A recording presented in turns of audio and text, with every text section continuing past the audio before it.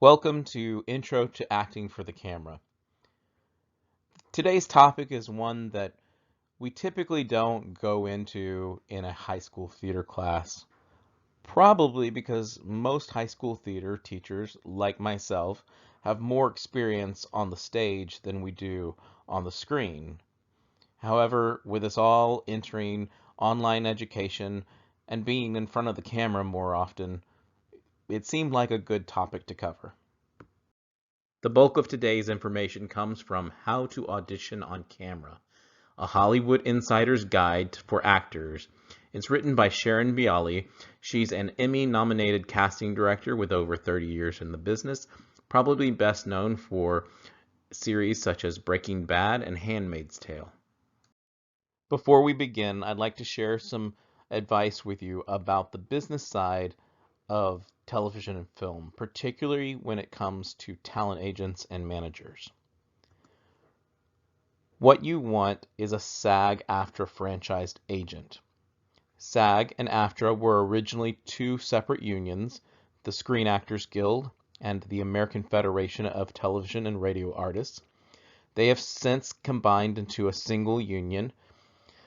If you go onto their website, you can find a list of franchised agencies. This is how you want to find an agent. You will never find a legitimate agent sitting at a kiosk in a mall. Do not pay anyone claiming to be an agent up front. That's not the way they make their money. Agents are paid 10% of what you book, so they don't get paid unless you get paid. Managers also make 10 to 15% of what you book. Bottom line, do not sign anything unless you've done your homework. In her book, Sharon Bialy warns against fake casting notices. She cites 3 online sources as being legitimate casting sites, and those include Breakdown Express, Casting Now, and LA Casting. She describes Breakdowns Express as providing professional means to reach talent agents, managers, and actors through Actors Access. She says, if it seems too good to be true, it probably is. She's often asked the question, as a casting director, what are you looking for? Her answer is the first answer is talent, and the second, tied for first place, is confidence. She goes on to say that she doesn't know how to teach talent, but she does know how to teach confidence and build on that. She cites 4 keys to confidence: practice, please yourself, let go, and be in the moment. Let's break down those keys. When it comes to practice, Bialy says, quote, in strict financial terms, it's a terrible risk to try to make a living as an actor. If you give 80% to your prep work, you are never going to make it. Now, Bialy's book does not go into any kind of methodology in terms of how to approach a role or how to approach a character. She says the best actors take their cues from a variety of superb teachers and methods. But she goes on to say that the successful actor prepares by replicating every situation so that the audition becomes routine. Replicate the audition by taping yourself at home and watching the playback or practicing with your friends. She encourages you to please yourself. Trying to please everyone is prescription for failure. Please yourself by delivering the work you practice during your preparation. The first audience member you need to satisfy is yourself. After all of your practice, letting go can be difficult. But don't try to hit every step you marked during the rehearsal. It's a trap. The goal of your audition is not to book the job, but to be remembered and brought in over and over again by the casting office. Professional acting is a numbers game, and you want to get up to bat as often as possible. Finally, be in the moment. Trust the moment in the room. It may naturally develop into something fresh and exciting. And a big key to this is to trust your casting director. Follow those directions. Let's discuss some frequently asked questions, such as how familiar with the project should I be? It's not surprising the answer is very. You can learn a lot about the style of a show by watching as few as 2 episodes, and with the advent of the internet and YouTube, there is no excuse for an actor not to do that kind of research. Whatever amount of the script you're able to get your hands on, you should read it and be completely familiar with it. If you do not read the full script, you cannot compete against talented actors who are fully prepared. Considering the world has gone so electronic and paperless, do you really need to bring in a picture and a resume? The answer is yes. Some casting directors will hand that back to you so that you are saving paper. But many have a wall. If you leave your picture in your car or at home, you won't get on the wall. And what that means is they will have a wall of actors that maybe you came in and auditioned for a part and you weren't right for that part, but they liked you. They saw something there. So they'll stick you up on a wall of actors who they want to bring back at some other date for maybe some other part. You'll want to get on the wall. Should I dress in character? The short answer is no. However, just like in theater, it doesn't hurt to suggest costuming. Only a suggestion. If you are going into costuming territory, then that's probably a bad idea. And a good rule of thumb is, think about it this way. If you wore this out into public as everyday clothing, would you be embarrassed? If the answer is yes, then that's probably costuming. It's not a bad idea, though. Particularly, you're a young actor, you're trying to pull off a role of a lawyer, and you need something to give you a little more authority. Wear a suit. Though she does say, ultimately, do what will make you most comfortable. She has hired actors in jeans and t-shirts to play lawyers before. So again, it's not so much about the clothing, but it doesn't hurt. Should I avoid being the first actor to audition? She says this is a common misconception, and the answer is no. Feel free to be the first actor into the audition. Oftentimes people think that the casting directors are either not quite warmed up or not quite sure what they want for that role yet. She says that's not the case and that she often will cast the first person she sees. So what's an audition room like? Well, every room is going to be different, so flexibility is key. You're going to see a camera and a light setup. There's going to be a reader who's going to read opposite you. Oftentimes that's the casting director, him or herself. There might even be someone on video conference there. You're going to come in, you're going to find your mark where you're going to stand or sit according to the casting director. Most of the time they're going to have you slate beforehand, but apparently it's become more and more common for there to be a post slate after your audition. The casting director will let you know. It's not uncommon for a casting director to give you some kind of adjustment to see whether or not you can take direction. Before the audition begins, should I be in character or be myself? There's no hard and fast rules to this.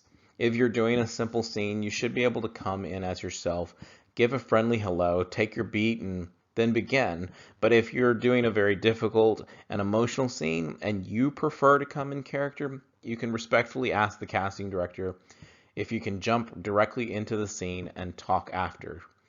Most casting directors will usually agree. A little sidebar here. I'm sure this question comes up a lot because there are a lot of actors who prescribe to the idea that they should be in character not just while the scene is happening. Sometimes that's just maybe a few moments before the scene occurs, and for some actors that may include being in character for an extended period of time throughout that entire time they may be filming for days, weeks, or months. And while I'm not casting any kind of judgment on that approach, I do want to point out that that approach is often referred to as being method acting. And method acting, as you may know, was taught first by and developed by Lee Strasberg. If you look into what Lee Strasberg actually taught, this idea that a person has to stay in character for days at a time was never in his teachings. In fact, what he taught was being able to control your emotions and with triggers that are very consistent for you, that you can in fact have a lot of control to turn your emotions on and also by turning them off as well. If I have an accent, should I hide it during the audition and pretend to be American? Well, her answer has changed over the years. If you have a non-American accent and are auditioning in America for an American role, Bialy says she recommends that you come in sounding American. This will prevent the casting director, producer, and director from focusing on your accent instead of your performance. There are a number of stories out there, such as Hugh Laurie, star of House, who hid his British accent and then landed the role. She says, quote, "If you can convince the casting director, producer, and director, you can convince the viewer." If the character has an accent, does that mean I have to do it? Absolutely yes. The accent doesn't necessarily have to be perfect at the audition, but the reality is it better come pretty close. If there's sufficient lead time before the shooting happens, the actor who books the job may work with a dialect coach once he or she is being paid. Quote, "If a role demands an accent, that will be a big factor, but never the only factor in my choice." Should I sit or stand in an audition? The answer is either way. If sitting will help you relax, then sit. If sitting zaps your energy, then stand. But whatever you do, make sure you make your intention known to the casting director so that the framing, which is what can be seen through the lens, can be adjusted if necessary. Can I ask the casting director a question? Only if you have to. You need to ask yourself these questions before asking a casting director a question. Is the question something I could have answered for myself if I had prepared properly?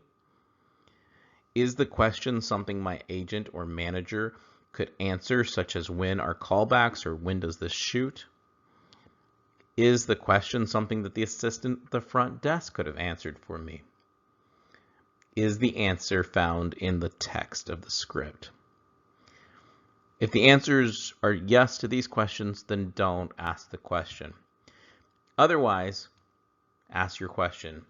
If you ask a question and get an answer, particularly if it's about character, the casting director wants to see the adjustment in the audition so that they know that knowledge is going to be applied.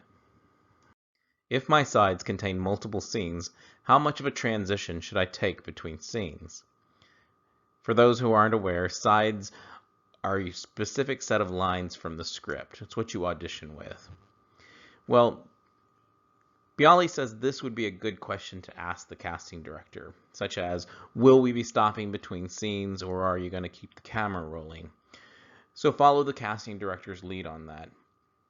She also advises taking a quiet cleansing breath between scenes. You don't want to be one of those actors who makes a big dramatic show of adjusting between scenes. Same is true for contrasting monologues. If the scene starts with my character off camera, how do I block that in the room? This is another good question to ask the casting director. Usually the answer is going to be that you're going to take a step or two out of frame, but make sure that you don't start talking until you're back into frame. If there is a stage direction that clearly I cannot do, should I just ignore it? Yes, ignore it. Some examples might include kissing. You don't want to kiss the air, and certainly not the casting director. Driving, holding a gun. In general, don't mime. What do I do if there are multiple characters in the scene but only one reader? Just look at the single reader. Don't try to have multiple focuses. However, adjust the way you speak and respond to each character. You don't speak to your mom the same way you might speak to your daughter. If there are multiple readers in the room, use them. Should I opt to be a little bigger and get pulled back by the casting director rather than risk not doing enough? Bialy says no, and while it's generally good advice for the stage to err on the side of a little bigger, you're not auditioning on a stage. Remember, the size of your audition room is going to be quite a bit smaller. Play for the room. Secondly, and more importantly, you have to be aware of the medium of film. As Bialy states, the camera catches everything, so a simple choice is often the strongest and most authentic. Now, there may be exceptions to this general guideline. If a casting notice says they're looking for the next Jim Carrey, that's going to tell you that they're looking for bigger choices. But generally speaking, less is more. There's a great workshop produced by Michael Caine that's available on YouTube, and he explores this very topic about the size of choices, how to be in frame, how to master the art of the close-up. So check it out. It's available on YouTube. How much can I improvise in an audition? Unless you're asked to, don't. Online, I saw a clip of Elaine Stritch's one-woman show. In it, she described her audition for Golden Girls. She was auditioning for the role that would eventually be played by Bea Arthur. Elaine came into the audition and had a very specific idea in her head about who this character was, and she felt like the lines did not have enough foul language in them. So she asked to improvise the lines. The casting director said, "No, read what's there." She went ahead and did so anyway. Of course, she lost the role. This was a prime time show. They needed someone who could be able to deliver the lines with the character without a bunch of foul language. Bialy says, your job as an actor is to improve upon the writing not by rewriting, but by adding nuance and shading. What about new media?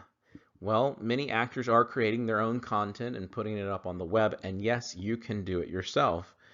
Make sure that you are getting objective feedback before posting your work. You don't want to just show it to your mom who says, "That's great, kiddo." There are many talent agencies now who have a dedicated person surfing the web seeking new talent. There's also established webisodes that are produced by seasoned professionals, and you can audition for those. And the same auditioning rules apply as traditional television and film. What about self-taping? Self-taping is just that. That is where an actor records themselves for an audition as opposed to going into the casting room. I've actually seen Hugh Laurie, star of House, his first audition for it, he recorded himself in a hotel bathroom doing his sides. This has increased dramatically in the last decade, and it means that you do not have to live in New York, LA, or London to book a job in television, film, or new media. However, self-taping needs to be by invitation of the casting directors. Casting directors do not accept unsolicited tapes. While self-taping is great, being in the room with a casting director who can guide you is also very, very helpful. Here are some great tips on how to self-tape, and since we're doing all this online learning, it may come in handy. Hang a solid blue or other color sheet behind you. If you can't do that, a solid wall will do, but make sure it has no distractions, such as pictures, etc. Place your camera or cell phone at eye level. You don't want it above or below your eye level. If you're doing a scene with two people, read with someone. Have the reader stand next to the camera, speaking quietly. If you don't have a light kit, use natural light from a window behind the camera or from the side.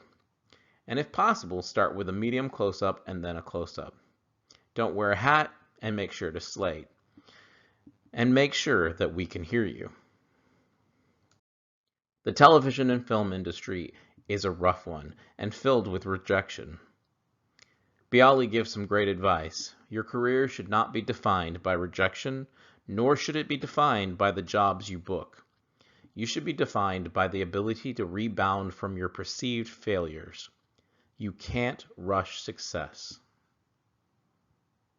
I hope you've enjoyed this introduction to acting for the camera.